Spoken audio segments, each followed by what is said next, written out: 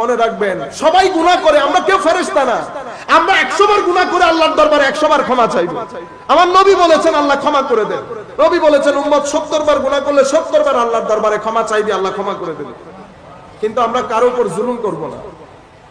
আমি ইউথদেরকে বলছি, বিশেষ করে আমরা তুই তুকারি বন্ধ করে দেই মানুষের সাথে। শক্তি আছে, আপনি দৌড় দিলেন, বেটা প্রত্যেক শ্বাসে পাই পাই করে হিসাব চুকিয়ে এই দুনিয়া থেকে যেতে হবে। আরেকজনের গায়ে হাত তোলার আগে, চোখ রাঙানোর আগে 10 বার চিন্তা করে করবেন, এটা আল্লাহর জমিন। এখানে দুনিয়া উল্টাই যাইতে পারে, কোন জালেম ভোগ করা ছাড়া যাইতে পারবে না। নবীর হাদিস হচ্ছে লা ইয়াতরুকুহুল্লাহু শাইআ, আল্লাহ বিন্দু পরিমাণ জালেমকে ছাড় দেয় না। অবশ্যই আল্লাহ সুযোগ দেয়, কিন্তু ছাড় দেয় না। সুতরাং আমি আপনাদেরকে বলছি, প্রতারণা জীবনে রাখিয়েন না, জুলুম জীবনে রাখবেন না, জীবনে শান্তি পাবেন। হারামের দিকে দুনিয়া উল্টে গেলেও হারামের দিকে তাকাবেন না। হারাম যখন আপনার ঘরে ঢুকবে, দুনিয়ার মুসিবত নিয়ে হারাম ঘরে ঢুকে, গন্ধ বের হবে আপনার শরীর থেকে, ছেলে মেয়ে এত অরাজকপূর্ণ পরিস্থিতিতে ফেলে দেবে, আপনি এফোর্ড করতে পারবেন না। আমার আল্লাহ যখন ধরেন তো এমন ভাবে ধরেন দুনিয়া যেন এখান থেকে শিক্ষা গ্রহণ করে, সেই অবস্থায় করে আল্লাহ ছাড়েন।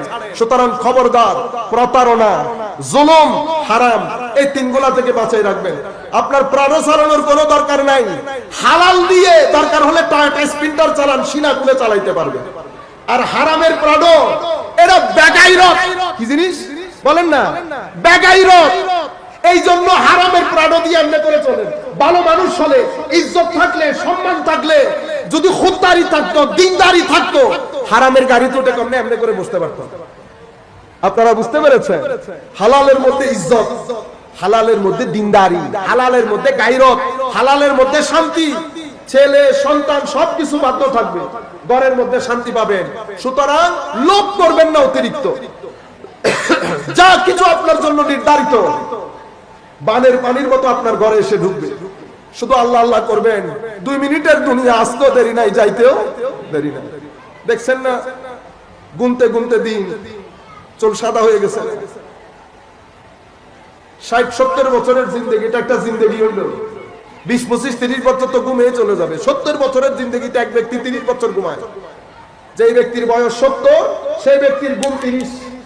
8 ঘন্টা ঘুমাইলে 60 বছরের বয়সে তো 20 বছর ঘুম না। তো 70 বছরের জীবনে 30 বছর বাদ দিয়ে দিলে 40 বছর থাকে, আর কি।